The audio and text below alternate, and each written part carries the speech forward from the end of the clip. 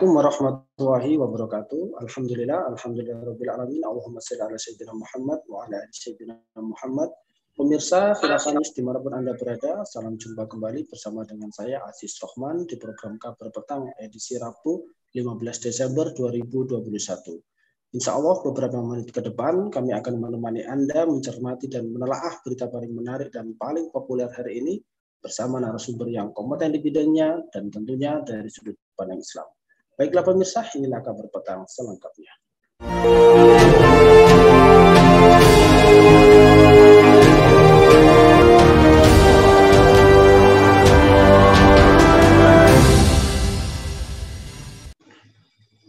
Pemirsa, Kantor Staf Kepresidenan atau KSP menginisiasi pembentukan gugus tugas percepatan rancangan Undang-Undang Tindak Pidana Kekerasan Seksual atau RUU TPKS. Gugus tugas ini terdiri dari lintas kementerian atau lembaga yang beranggotakan KSP, Kementerian Hukum dan Hak Asasi Manusia, Kementerian Pemberdayaan Perempuan dan Perlindungan Anak, Kejaksaan Agung, dan juga Polri. Melalui melalui gugus tugas itu, pemerintah berjanji akan mengawal pengesahan RUU TPKS menjadi undang-undang dengan melakukan koordinasi di seluruh tingkat. RUU TPKS masuk ke DPR pada tahun 2016 setelah sebelumnya Komnas Perempuan menginisiasi pentingnya aturan yang spesifik mengenai kejahatan kekerasan seksual pada tahun 2012. Namun terjadi tarik ulur di DPR pada periode 2014 sampai 2019 sehingga RUU TPKS tak kunjung disahkan. Nah, RUU TPKS sendiri yang sempat mengambang akhirnya masuk pada prolegnas lagi pada Januari 2021 yang kemarin. Setelah melewati berbagai dinamika politik, Badan Legislasi DPR akhirnya memutuskan RUU TPKS sebagai rancangan undang-undang atau RUU usulan DPR pada rapat pleno Badan Legislatif Rabu 8 Desember 2021. Nah, pemirsa, bagaimanakah fenomena kekerasan seksual di Indonesia saat ini? Apakah RUU TPKS ini menjadi solusi yang baik untuk menyelesaikan masalah ini? Apakah juga sistem hukum Indonesia belum mengenal persoalan kekerasan seksual secara benar? Untuk membahasnya, kami telah terhubung dengan Bung Erwin Permana dari Indonesia Justice Monitor. Kita sapa dulu beliau. Assalamualaikum warahmatullahi wabarakatuh, Bung Erwin. Waalaikumsalam warahmatullahi wabarakatuh, Bung Aziz. Alhamdulillah, sehat ini Bung Erwin? Alhamdulillah, sehat insya Allah. Alhamdulillah. Baik Bung, langsung saja ini mencermati terkait dengan rancangan Undang-Undang Penghapusan Kekerasan Seksual atau RUU PKS ya. Ini kan mulai dibahas kembali termasuk oleh pihak yang menginisiasi RUU ini, yakni Komnas Perempuan. DPP PDI Perjuangan bersama sejumlah organisasi masyarakat sipil mendorong agar fraksi-fraksi di DPR konsisten dalam pengesahan RUU Penghapusan Kekerasan Seksual atau PKS. Nah, Bung Erwin, mencermati terkait dengan rancangan undang-undang tersebut ini, apa kritik Anda terhadap RUU tersebut dan juga sebenarnya apa ini ruh dari RUU PKS ini, Bung Erwin? Ya, dari sisi terminologis namanya saja, RUU Penghapusan Kekerasan Seksual, maka sebetulnya dari sini sudah nampak secara eksplisit bahwa yang ingin disasar oleh undang-undang ini adalah aktivitas seksual yang dilakukan dengan kekerasan. Ini bukan untuk menyasar aktivitas seksual yang didasari oleh suka sama suka. Nah, padahal selama ini yang namanya aktivitas seksual itu seperti selingkuh, misalnya zina, memang kebanyakan itu dilakukan atas dasar suka sama suka. Nggak ada kekerasan di situ. Oleh karena undang-undang ini merupakan ruh sekuler liberal bahwa kita tidak menutup mata dari kasus seksual yang dengan kekerasan memang itu banyak terjadi dan memang pelakunya itu patut dihukum dengan keras gitu ya. Namun dengan adanya undang-undang ini maka pastinya pelaku seksual yang dilakukan atas dasar suka sama suka tadi itu semakin mendapatkan legitimasi dan menurut saya bisa jadi ke depan akan semakin merajalela gitu. Nah, ini dari sisi terminologis undang-undang itu sendiri. Gitu. Berikutnya adalah kalau kita memperhatikan pasal demi pasal ini memang mengkonfirmasi itu. Banyak lagi pasal-pasal yang bermasalah yang menunjukkan aroma liberal sekuler yang sangat kental. Misalnya kalau kita memperhatikan di antaranya, coba lihat ya. Misalnya pasal 16 RUU PKS itu kan menyatakan bahwa perbuatan menggunakan kondisi orang yang tidak mampu memberikan persetujuan untuk melakukan perbuatan seksual. Nah, pasal ini kan absurd ini. Nggak masuk di akal. Sebab hubungan seksual misalnya antara suami dan istri itu jelas legal. Ya, saat mereka melakukan aktivitas seksual ketika mereka sudah resmi melakukan pernikahan. Nah, bisa jadi nanti dengan adanya pasal ini, itu suami bisa saja itu ditersangkakan oleh istrinya, ya, ketika misalnya tidak ada persetujuan dari istrinya, kan gitu. Nah, jadi bisa jadi nanti dengan dilegalkannya undang-undang ini, maka dipastikan, saya kira juga akan menghantam institusi rumah tangga. Itu dipastikan angka perceraian akan semakin meningkat dan tentunya juga angka perzinahan itu akan semakin merajalela. Dengan adanya pasal ini, salah satunya pasal 16. Kemudian kalau kita perhatikan lagi pasal yang lain, misal pasal 17, ya, itu yang menyatakan bahwa lebih kurang jika misalnya ada tekanan psikis, seseorang itu tidak dapat memberikan persetujuan untuk melakukan perkawinan. Nah, pasal ini telah mengingkari sekaligus mendelegitimasi kedudukan dan hak orang tua, wali untuk mencarikan jodoh terbaik bagi anak-anak mereka. Dan kita ketahui juga, ini sudah juga merupakan budaya di sebagian masyarakat Indonesia. Jadi RUU PKS ini sebetulnya berlawanan dengan agama dan juga norma-norma adat istiadat yang ada di Nusantara ini, Bung Aziz. Saya kira gitu. Ya, baik Bung. Ini kalau kita mencermati terkait dengan RUU TPKS ini sendiri, ini betulkah RUU TPKS ini dibutuhkan sebagai bentuk perlindungan terhadap korban? Apakah undang-undang yang ada saat ini seperti Undang-Undang KUHP, Undang-Undang Pemberantasan Tindak Pidana Perdagangan Orang, Undang-Undang Perkawinan, Undang-Undang ITE, hingga Undang-Undang Pornografi, ini belum bisa menjadi payung hukum untuk melindungi korban dari kekerasan seksual begitu? Terlalu mengada-ada menurut saya. Karena memang sudah cukup banyak undang-undang seperti yang Bung sebutkan itu sebagai dasar untuk melindungi korban gitu. Nah, jadi alasan untuk melindungi korban itu saya kira hanya dalam rangka mencari legitimasi publik saja supaya undang-undang ini didorong, didukung oleh publik, seakan-akan begitu. Saya justru melihat undang-undang ini bukan untuk perlindungan terhadap korban, justru undang-undang ini dalam rangka menanamkan budaya liberal tadi itu, sebagaimana saya katakan sebelumnya, budaya liberal, budaya feminis itu akan lebih mencengkeram lagi masyarakat Indonesia. Ya, dengan pemikiran liberal feminis, maka lahir sudut pandang tubuhku milikku, kan gitu. My body is mine, ya. Maka tidak akan ada siapapun, orang tua, nilai-nilai agama dan negara yang bisa mengontrol dan mengatur perempuan, ya, ingin berlaku seks seperti apa, ingin berpakaian seperti apa, ingin melakukan seks di mana, ya, dengan siapa. Pada akhirnya kita akan dibawa berperilaku seks bebas pada akhirnya. Berhubungan seks itu dalam pernikahan itu yang begitu sakral itu menjadi nggak ada artinya nantinya. Ya, bahkan seks di luar nikah itu pada akhirnya akan menjadi hak warga negara. Bayangkan itu, ngeri sekali.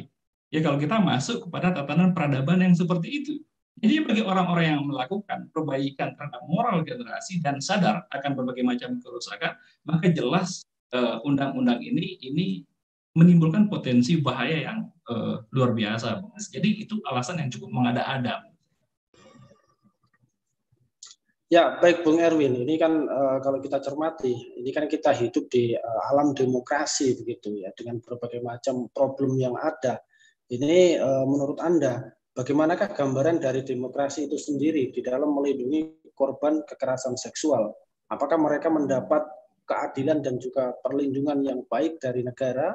Lalu juga bagaimanakah sikap aparat penegak hukum, khususnya kepolisian dan juga jaksa? Apakah mereka juga memiliki legal standing yang tepat di dalam melakukan penindakan terkait dengan kasus tindak kekerasan seksual ini yang selama ini terjadi begitu? Ya, sebagai negara hukum, maka tentu saja aparat hukum itu diberikan kewenangan hukum oleh hukum itu sendiri untuk melakukan penyidikan dan juga penyelidikan, termasuk juga penindakan pada akhirnya. Hanya saja kalau perbuatan seksual itu, kalau kita memperhatikan, termasuk ke dalam kategori delik aduan, dia bukan termasuk kategori delik umum. Ya, karena nggak mungkin juga orang melakukan perbuatan seksual di depan umum. Ya, oleh karena itu, ya, aparat itu baru akan memiliki legal standing melakukan penyidikan dan juga penindakan itu apabila ada aduan. Kalau nggak ada aduan, bagaimana? Nggak ada legal standing-nya. Gitu. Nah, inilah rapuhnya ekosistem hukum. Ya, di dalam demokrasi itu sendiri, ya pilar utama demokrasi itu kan kebebasan ya. Kebebasan berkeyakinan, kebebasan berekspresi, kebebasan kepemilikan, kebebasan berpendapat juga masuk di situ. Ya. Nah, dalam demokrasi, ya negara itu justru kemudian berfungsi menjaga kebebasan tadi itu, kebebasan individu itu. Gitu. Tidak boleh ada yang intervensi terhadap kebebasan individu. Ya akibatnya apa? Keran perilaku buruk, keran perilaku kekerasan seksual itu akan semakin meningkat jadinya. Ya, misalnya karena kebebasan berekspresi, perempuan misalnya, ya berpakaian seperti telanjang gitu kan, itu kan jelas itu akan memancing. Tapi mereka berpakaian seperti dengan alasan kebebasan berekspresi dan pasti orang normal itu pasti akan terpancing gitu. Ya karena yang dilihat itu adalah tubuh perempuan, bukan tembok ya atau tiang gitu. Ya. Nah, orang sekuler akan katakan bahwa yang terpancing itu otaknya mesum. Lah otak kita itu kan bisa terpancing ketika melihat sesuatu yang merangsang. Ya, kalau tidak tentu tidak akan terpancing gitu. Ya. Jadi karena kebebasan yang menjadi asas negara sekuler ya terbuka lebar, maka pastinya kasus-kasus kekerasan itu akan semakin meningkat. Jadi sebetulnya meningkatnya kasus kekerasan seksual termasuk juga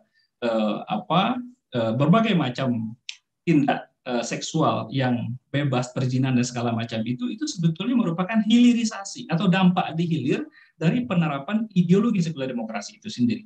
Nah, kalau sudah itu terjadi, kalau kita bicara berkaitan dengan keadilan terhadap perilaku terhadap yang menjadi korban kekerasan seksual itu sendiri, keadilan macam apa lagi yang kita harapkan ketika di hulunya keran kebebasan itu sudah dibuka. Kalau misalnya ada korban, misalnya mereka melakukan pengaduan gitu ya kepada aparat, ya misalnya ada keluarga korban jadi korban kekerasan seksual, ya paling banter pelakunya itu dihukum di penjara. Ya. Sedangkan korban kekerasan seksual itu bisa traumanya seumur hidup. Jadi jelas ini tidak adil gitu. Itu pun kalau misalnya pelakunya dihukum. Ya, kalau misalnya aparat tidak main mata ya dengan pelaku bejat itu gitu. Jadi tidak akan ada yang namanya keadilan dalam instrumen hukum yang hukum itu merupakan produk akal manusia. Saya kira gitu. Ya, baik Bung Erwin. Ini kalau kita melihat terkait dengan kekerasan seksual yang terjadi, ini kan seperti fenomena gunung es begitu ya. Dan bisa jadi juga ini ada masih banyak korban kekerasan seksual yang tidak berani tidak berani melapor begitu. Karena di dalam realisasinya ini seksualitas ini masih dianggap sebagai suatu aib begitu. Menjadi sesuatu hal yang tabu. Masih banyak korban yang tidak berani speak up atau tidak berani berbicara ya, karena masyarakat secara sosiologis ini masih menganggap seksualitas itu sesuatu yang tabu, sesuatu hal yang saru begitu ya kalau orang Jawa mengatakan, atau sifatnya cenderung kepada aib begitu. Nah, ini kalau mencermati terkait dengan hal tersebut, menurut Anda, apakah saat ini tidak ada tempat ya bagi mereka yang menjadi korban tersebut untuk mencari sebuah keadilan begitu? Dan bagaimana tanggapan Anda sendiri terkait dengan sistem hukum kita, kemudian penegakan hukum dan juga para penegak hukum ya terutama di negeri kita tercinta ini? Ya, sistem hukum dalam sistem demokrasi itu merupakan produk politik. Jadi hukum itu dibuat sesuai dengan kepentingan politik kekuasaan penguasa. Karena hukum merupakan kepentingan politik dan politik itu sendiri merupakan kepentingan, maka salah satu tugas kekuasaan itu adalah memproduksi hukum. Kekuasaan legislatif, eksekutif, yudikatif itu salah satunya itu adalah memproduksi hukum, kerjanya itu tiap hari gitu. Ya, jadi kita mengalami inflasi hukum sehingga tidak jarang kita melihat antara satu hukum dan hukum yang lain itu kemudian terjadi overlapping. Ya. Terkait kasus kekerasan seksual misalnya, ya ada undang-undang KUHP yang mengatur, ada undang-undang pemberantasan tindak pidana perdagangan orang juga diantaranya. Ya seperti Anda sebutkan undang perkawinan, ada undang ITE juga. Ya, ada undang-undang pornografi. Ya ini mau dibuat lagi undang-undang PKS untuk apa? Untuk kepentingan politik. Gitu. Karena hukum itu adalah produk politik. Jadi ada agenda politik di balik pembuatan suatu undang-undang. Ya, di samping memang membuat undang-undang itu memang gurih ya, ada duitnya itu bagi anggota dewan kan miliaran, itu duitnya mencapai puluhan miliar. Ya, bikin dulu deh undang-undang yang penting duitnya cair, apakah undang-undang bermanfaat atau tidak, ya belakangan gitu ya.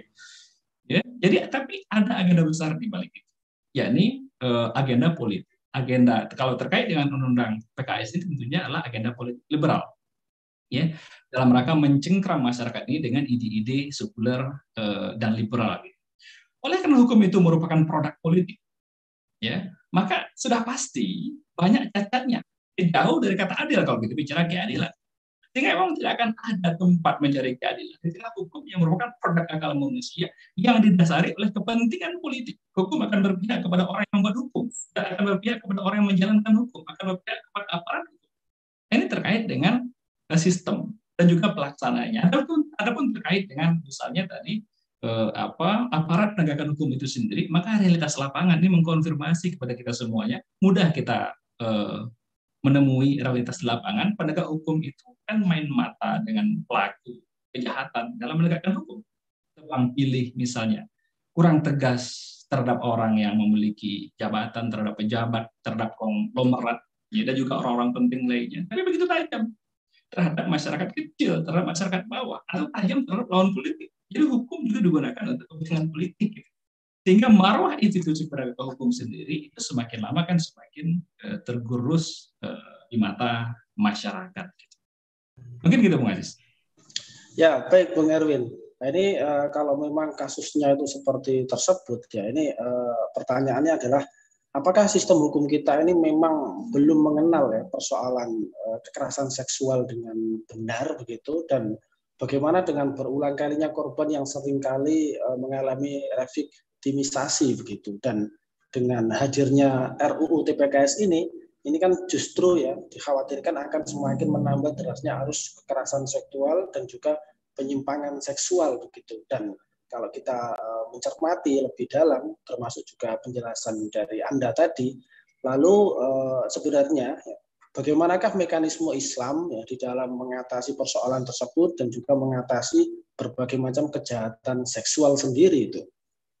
Ya, seperti yang saya singgung sebelumnya, karena hukum saat ini merupakan produk politik dan asas politik ini adalah sekuler, maka dari sendirinya hukum itu merupakan produk hukum sekuler yang tidak mampu mengurai persoalan seksual baik dengan kekerasan maupun tanpa kekerasan. Sehingga tepat jika dikatakan bahwa dengan hadirnya undang-undang PKS ini, maka bukannya kemudian menghapuskan kekerasan seksual, tapi justru akan semakin menambah pelaku seksual, terutama jika dilakukan atas dasar suka sama suka. Ya. Nah, ketika ini terjadi secara terus-menerus, akhirnya akan berkembang biaklah pelaku seksual, dan pada akhirnya pelaku seksual itu menjadi menyimpang, muncul penyakit-penyakit seksual, ya, muncul kasus sadomasokis gitu, penyakit orang melakukan seksual tapi dengan saling menyiksa pasangannya gitu. Ya, itu kan penyakit kekerasan seksual gitu. Nah, jadi secara terminologis kekerasan seksual, ya, sebetulnya kekerasan seksual, term kekerasan seksual itu tumbuh berkembang di dalam iklim sekuler. Dalam Islam, kalau kita bicara dalam konteks Islam, yang dimaksud dengan kejahatan seksual itu merupakan pelaku seksual yang dilakukan di luar pernikahan. Ya. Entah dilakukan dengan kekerasan atau dilakukan dengan suka sama suka. Itu sama dua-duanya. Yang melakukan dengan kekerasan itu merupakan perbuatan kriminal. Dilakukan dengan suka sama suka pun juga itu merupakan sebuah perbuatan kriminal. Nah, dalam iklim sekuler mengatasi kejahatan seksual itu hanya dengan satu lapis saja, Bung Aziz, yakni dengan penegakan hukum. Ada penindakan di sini. Di dalam Islam, kalau kita bicara tentang bagaimana Islam mengatasi seksual itu, maka itu sangat berlapis. Sangat berlapis. Di antaranya lapisan pertama itu cara berpakaian diatur dalam Islam. Kemudian ada sistem pergaulan di dalam Islam antara laki-laki dan perempuan. Kemudian lapisan terakhir memang ada yang namanya penegakan hukum. Nah, dan yang berlapis seperti ini hanya ada dalam Islam saja, nggak ada pada sistem yang lain. Ya, lapisan pertama misalnya cara berpakaian itu kan hanya ada dalam Islam itu. Ya, pakaian perempuan keluar rumah mereka pakai jilbab, pakai kerudung. Ya, itu tujuannya adalah untuk menjaga kehormatan perempuan agar terminimalisir. Mereka terhindar dari gangguan-gangguan seksual. Ya, ketika mereka keluar rumah. Ya, itulah kenapa kemudian di negara-negara yang menutup rapat perempuan ketika mereka keluar rumah seperti Timur Tengah, itu tindak kejahatan seksualnya itu lebih kecil dibandingkan dengan negara seperti Amerika misalnya dikenal dengan kebebasan gitu. Ya, ini dari sisi perpakaian. Berikutnya adalah dari sisi pergaulan laki-laki dan perempuan. Ya memang dalam Islam itu hukum asal pergaulan antara laki-laki dan perempuan itu kan terpisah, kecuali untuk perkara seperti muamalah, pendidikan. Ya. Laki-laki perempuan ketika mereka keluar rumah diharuskan juga menundukkan pandangannya. Tidak boleh laki-laki dan perempuan yang bukan muhrim itu mereka melakukan aktivitas berdua-duaan, itu dilarang. Lah kalau misalnya berdua-duaan saja dilarang, maka bagaimana mungkin kemudian terjadi lagi perzinahan itu? Sebab yang namanya perzinahan itu pasti dilakukan dengan berdua, nggak mungkin dilakukan dengan sendiri kan gitu. Ya, kemudian lagi dalam Islam itu yang namanya nikah juga kemudian dipermudah oleh negara.